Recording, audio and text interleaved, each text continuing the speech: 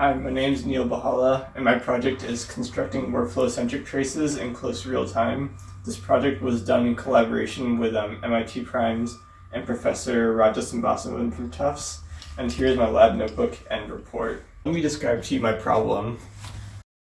In this unprecedented time, the need for cloud computing and distributed systems has been more than ever. Between doctors and people working from home, everyone relies on a distributed system in one form or another to store data or do some work. But here's the problem. Tracing distributed systems is complicated, and when they fail, it's extremely hard to debug. Standard machine-centric debugging techniques are not sufficient as they only look at one computer and not the distributed system as a whole.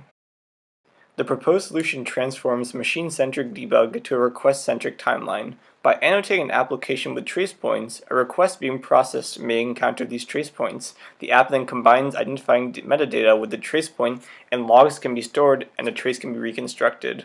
The trace details structure and code path while also providing latencies between different operations. For this project, I did some background research. The two most prominent papers that I saw was on Facebook's Canopy tracing system and Google's Dapper tracing system. Traces are logged on individual machines and they are not initially stored with the others. It is a challenge to utilize trace point streams from the machines to produce direct acyclic graphs which represent the services in question.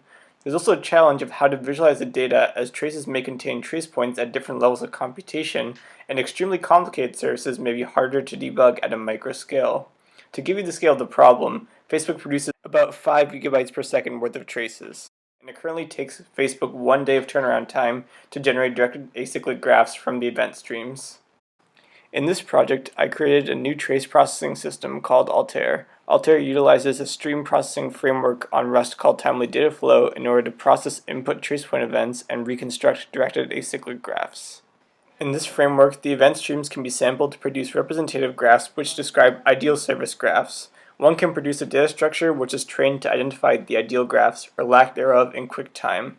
This data structure can be appended to the trace processing system to identify service anomalies on the fly.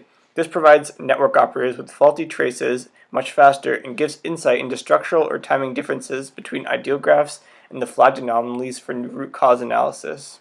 One such data structure and anomaly detection is the Bloom filter, and this approach is able to achieve low latency and close to real time for reconstruction. As a part of my redesign and retesting, I experimented with different data flow paradigms and I found that timely data flow offered the best results. In this project, I experimented with different graph similarity metrics and I found that the Huffman score and the MDL scores worked the best. The goal of the graph similarity metrics is to provide a way of differentiation between anomalous graphs and a corpus of close to ideal graphs in quick time. I tested my project on the Mass Open Cloud Data Center, and I was able to generate a trace stream of 500,000 events per epoch using 2 computers that are running a distributed operation on the Hadoop file system. I then employed the other 8 computers to run as the timely data flow workers who carried out the reconstruction process. I tested the graph clustering and was successfully able to separate out the representational graph from the anomalies as shown as the green dot on the bottom left. The epoch processing latency describes how long it took for Altair to reconstruct 1 second of data. As I added more workers to the timely data flow system, the epoch processing latency dropped, as shown in the graph. There are extra latencies which show up due to the network communication between different data flow workers. We can compare the performance of Altair to an ideal parallel system to infer how far we can speed up the program using Amdahl's law. As shown in the graph of epoch processing latency versus computer instances, Altair is 99% parallelizable and is able to achieve a processing speed of 0.23 million events per second.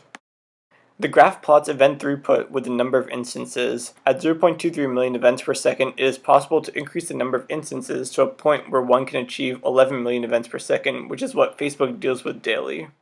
These are my conclusions. My first conclusion is that I was able to develop an end-to-end tracing system that was based on the timely data flow model. The timely data flow implementation was able to achieve low latency for anomaly detection due to its use of Bloom filter data structure. I also developed clustering techniques based on features obtained from the graphs in order to determine whether there were anomalies or not. The MDL and Huffman score techniques were successfully able to separate the representative traces from the anomalous traces. I evaluated the scalability of Altair on the Mass Open Cloud. Thank you for listening to my presentation.